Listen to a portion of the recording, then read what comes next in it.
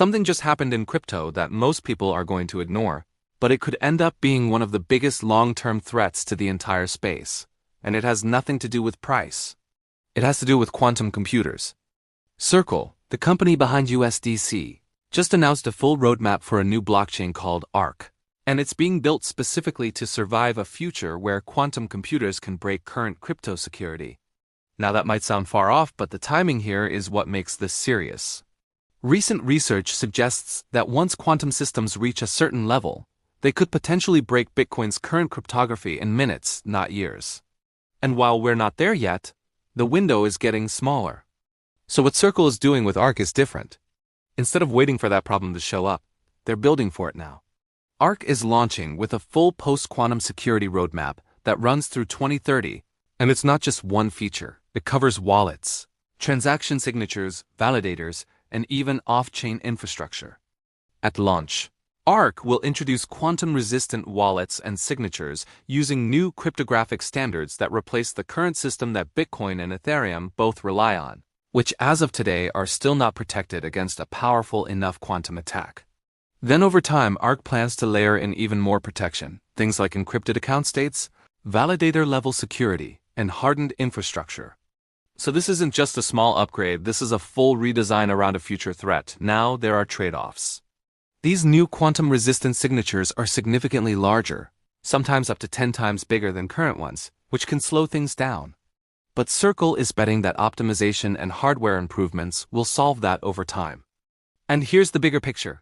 Right now, most major blockchains are not ready for this.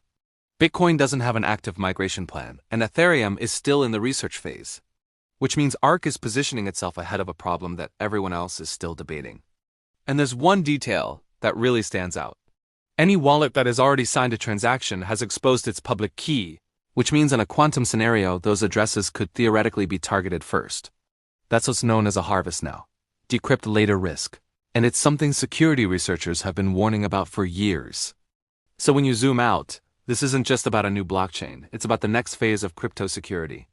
And this is where things start to connect, because when you look at challenges like this, scalability, security, and usability, it becomes clear that Bitcoin, as strong as it is, still has limitations. And that's part of the reason we've been bringing up Bitcoin Hyper more lately. Not financial advice, but it keeps coming up because it looks like a promising solution to solve some of Bitcoin's core problems. From what I've seen going through their site and white paper, the focus is on improving speed, efficiency, and making Bitcoin more adaptable as demand and complexity increase. And whether it's this specific project or others, that direction matters because if crypto is moving into a more advanced, institutional, and security-focused phase, the infrastructure around Bitcoin becomes just as important as Bitcoin itself. Bitcoin Hyper has also been getting featured across major platforms like Bitcoin.com, Bitcoin Magazine, 99 Bitcoins, CoinMarketCap, and others, which usually signals growing visibility. Right now it's still early, sitting around 0.013678 and gradually climbing. And with early-stage projects like this, timing plays a huge role. Now, of course, and I always say this, there's risk, you can lose everything, so always do your own research. But if you are looking into opportunities like this, one thing that matters more than people realize is how you actually get in. Personally, I prefer using Solana when possible. It's faster, cheaper, and just more efficient compared to dealing with high gas fees on Ethereum. That said, Ethereum is still a solid option and widely used. And using something like the Best Wallet app makes the whole process smoother. You can move between chains, manage assets, and access early-stage opportunities without overcomplicating everything. MetaMask works too, but having something streamlined helps when timing matters.